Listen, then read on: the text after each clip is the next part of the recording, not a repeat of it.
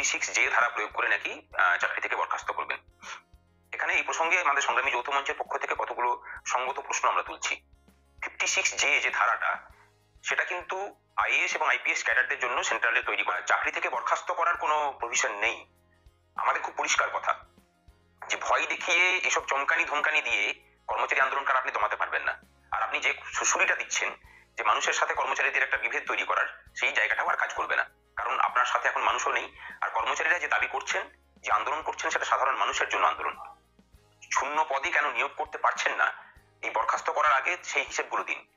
আর আপনি যদি বরখাস্ত করতে পারেন, জেনে রাখবেন যে তার জন্য আইন আদালত আছে। আপনাকে 1 ইঞ্চি জায়গা ছড়ার জন্য আমরা প্রস্তুত। যে মিছিল, সেই মিছিলে আমরা আসছি। আপনার যদি সদিচ্ছা থাকে, যদি সদ্বুদ্ধির উদয় হয়, আপনি দেখা করুন, দেখা করে সমস্যার সমাধান হোক। শ্রমিক বাবু, মুখ্যমন্ত্রী আজকে বেশ করা সরকারি কর্মচারীদের নিয়ে কেউ অসহযোগিতা করলে সেকশন 56 সোজা টার্মিনেট করে দেওয়ার কথা বলেছেন। আপনার প্রতিক্রিয়া? জরুরি অবস্থা তৈরি হয়েছে।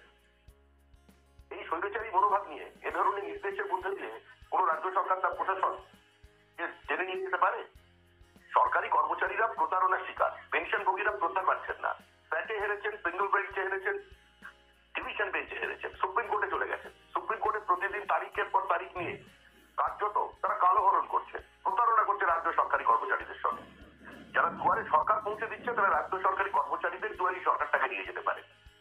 এখন আন্দোলন করা, ধর্ণা দেওয়া, প্রতিবাদ করা যে কোনো সিদ্ধান্তের বিরুদ্ধে, সেটা তো অধিকারের মধ্যে পড়ে। তো রাজ্য সরকারি কর্মচারীরা যদি প্রতিবাদ করেন, তারা যদি ধর্ণা অবস্থান করেন, মিটিং করেন, মিছিল করেন, তো তাকে সম্পূর্ণ টার্মিনেট করে দেবেন। কেন্দ্রীয় সরকারের হারে ডিএ চাইছেন, তাহলে কেন্দ্রীয় সরকারের আইন প্রয়োগ হবে। আগে কেন্দ্রীয় সরকারের হারে ডিএটা দিন। অনেক তো খেয়াল কার্নিভাল দেখে দিচ্ছি, এখন দেখান আমাদের নতুন কিছু। এভাবে কোনো প্রশাসন চলতে পারে না দীর্ঘদিন, এদেরও চলবে না। শেষের সেদিন বেশি দূরে নেই। বাম নেতা তথা আইনজীবী বিকাশ রঞ্জন ভট্টাচার্য রয়েছেন আমাদের সঙ্গে। বিকাশ রঞ্জন বাবু, আজকে মুখ্যমন্ত্রী মমতা বন্দ্যোপাধ্যায় তিনি মুখ্য সচিবকে নির্দেশ দিয়েছেন যে যারা কাজে ফাঁকি দিচ্ছে তাদের বিরুদ্ধে ব্যবস্থা নিতে হবে। প্রয়োজনে কেন্দ্রীয় আইনের 56 ধারা প্রয়োগ করা হবে। কিভাবে দেখছেন গোটা বিষয়টি? কিছু মনে করবেন না, কিছু কড়া শব্দ হয়তো আমাকে ব্যবহার করতে হতে পারে। সেটা হচ্ছে, যে আইন আছে সে আইনটা কার্যকর করাটা হচ্ছে স্বাভাবিক প্রক্রিয়া। মুখ্যমন্ত্রী যদি এই কথা বলে কার্যকর করেননি, তাহলে কিন্তু নিজেই অপদার্থ। যদি সেনাপতি এরকম অপদার্থ হয় যে সময় মতো আইন মতো কাজ করতে পারে না, তাহলে সেই সেনাপতির ধমকিতে সেনাকর্মীরা আদৌ বিচলিত হবে কেন? তারা তো বলবো আমার সেনাপতির দৃষ্টান্তে আমি অনুসরণ করছি। শুধু এই রাজ্যে আইনটা কার্যকর করতে গেলে মুখ্যমন্ত্রীকে বলতে পারে ধমক দিচ্ছি, চূড়ান্ত ব্যর্থতা প্রশাসনের সর্বময় কর্তার। সরকারি কর্মচারীরা কাজ করবেন, এটাই স্বাভাবিক। যদি কোনো সরকারি কর্মচারী কাজ না করেন, নির্দিষ্টভাবে তার বিরুদ্ধে অভিযোগ থাকতে পারে, তার বিরুদ্ধে বিভাগীয় তদন্ত করে ব্যবস্থা। তিনি প্রকৃতপক্ষে এইসব কথা বলে নিজের অপদার্থতা, অযোগ্যতাকে বারবার মানুষের সামনে হাজির করাচ্ছে। শান্তনু সেন রয়েছেন আমাদের সঙ্গে। শান্তনু বাবু, এই যে মুখ্যমন্ত্রীর বক্তব্য 56 এই নিয়ে সরকারি কর্মচারীদের সংগঠন তারা প্রতিবাদ করছেন। বিজেপির দাবি এই একটা জরুরি অবস্থা তৈরি করতে চাইছেন মুখ্যমন্ত্রী মমতা বন্দ্যোপাধ্যায়। আপনার প্রতিক্রিয়া? সরকারি কর্মচারী যারা, তাদের ন্যূনতম একটা দায়বদ্ধতা থাকে জনমানুষের প্রতি।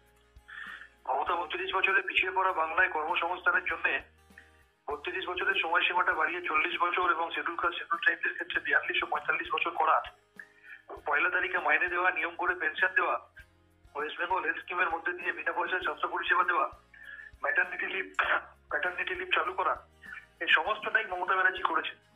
আর সরকারি অফিসিয়ালরা, সরকারি কর্মচারীরা পয়লা তারিখে গুনে গুনে বেতনটা নেবেন, বিব্রত করবেন, সেটা তো দীর্ঘদিন ধরে হতে পারে না। তাহলে বেতনটা ওরা বলুন যে যতদিন আন্দোলন করবেন ততদিন তারা বেতন নেবেন না। তারা ধর্মঘটের ভয় দেখাবেন। মমতা ব্যানার্জি ধর্মঘট হরতাল বন্ধ করেছেন বলেই কেন্দ্রের অসহযোগিতা সত্ত্বেও বাংলাদেশ এমপ্লয়মেন্ট জেনারেশন হয়েছে 40%, যেখানে সারা দেশে 45 বছরের সব থেকে বেশি বেকার।